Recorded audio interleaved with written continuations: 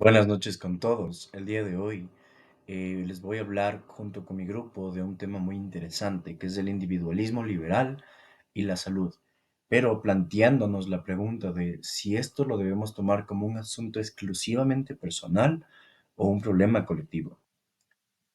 Entonces, aquí pueden ver el índice. Son 7 puntos, incluyendo la conclusión. Entonces, primero vamos a hablar sobre la biología, la medicina y supuestos ideológicos que abarca todo este tema. Empezando con el objetivismo, que en sus palabras definitorias es entre la ciencia neutral, pero con posibles sesgos ocultos, y el individualismo, que es la salud como responsabilidad personal que ignora la parte social. Entonces, tomando estos dos puntos de vista que son implementados en la medicina actual, tenemos un impacto ético, social y epistemológico en toda la área médica. Entonces vamos a hablar un poco del origen filosófico del individualismo liberal. Las personas que lo plantearon son Hobbes y Locke, que sentaron las bases del individualismo, como les comento. Es un individualismo posesivo de que la persona tiene que guiarse siempre para poder ver su bienestar. El individuo es dueño de su cuerpo y de sus actos. Y este pensamiento resalta la autonomía y responsabilidad personal, dejando factores externos como los factores sociales, los cuales, planteándonos bien la pregunta, sí influyen. Ahora, esto es el punto filosófico. Si unimos el punto filosófico y la medicina juntas, tenemos preguntas como, ¿qué hizo mal mi paciente para estar el día de hoy en mi consultorio? Y no nos preguntamos, tomando el contexto social, obviamente, ¿qué condiciones sociales influyeron que mi paciente realice esos actos que están en este momento trayéndolo a mi consultorio? Entonces, espero que podamos un poco definir las diferencias entre el objetivismo y el individualismo. Luego, tenemos la salud como responsabilidad individual, en donde nosotros, como dije anteriormente, tenemos la responsabilidad de analizar y ver cuáles van a ser los actos que nos van a ayudar a mejorar o empeorar la salud.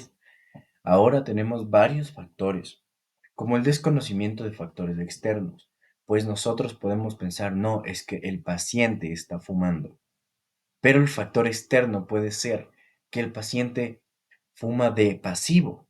¿Listo? Entonces, necesitamos quitar esos sesgos ocultos en el objetivismo para poder analizar puntos clave de factores externos.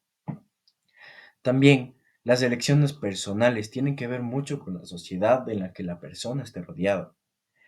¿A qué me refiero con esto? La dieta, el ejercicio y las diferentes adicciones que engloba la sociedad. Ahora, también les voy a hablar sobre los aportes de la salud pública y la epidemiología.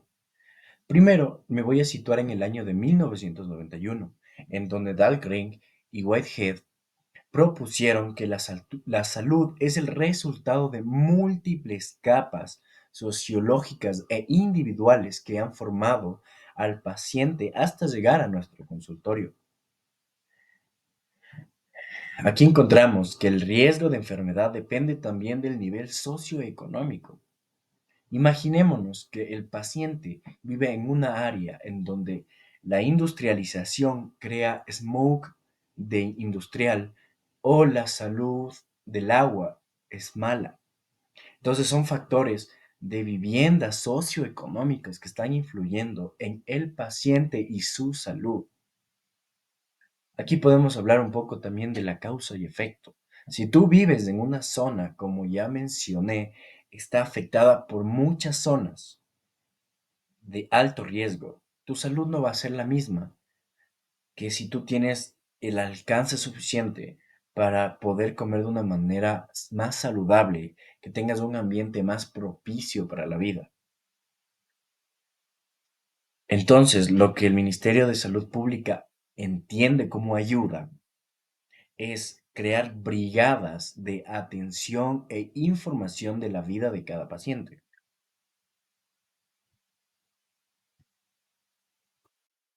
También mencionar las críticas al enfoque individualista en salud es muy importante para entender el objetivismo y la reforma colectiva que deberíamos aplicar como médicos.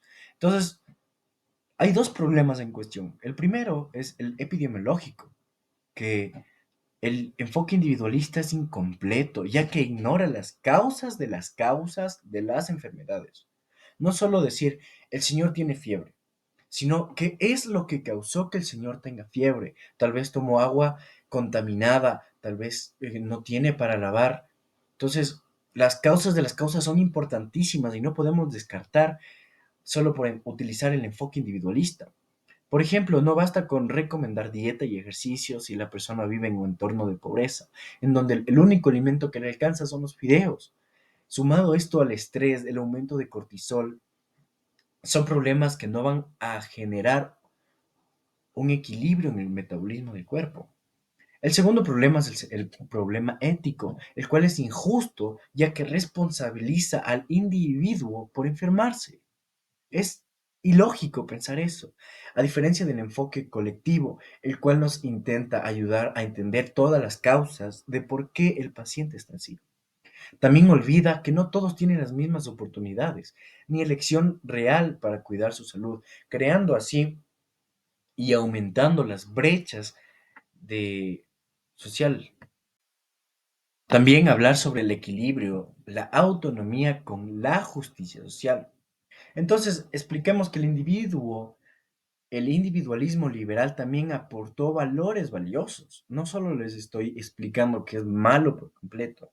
Tenemos el consentimiento informado, el respeto a la autonomía, la agencia del paciente. El problema es absolutizar esa visión, porque eso crea los sesgos ocultos que tiene este enfoque. No todas las personas tienen las mismas oportunidades. Aquí es donde entra Rudolf Virchow, como lo pueden encontrar al final de sus diapositivas, en donde dice que la medicina es una comunidad médica. La medicina es una ciencia social, destacando la necesidad de considerar la política pública y las condiciones sociales para poder entender todo el enfoque completo.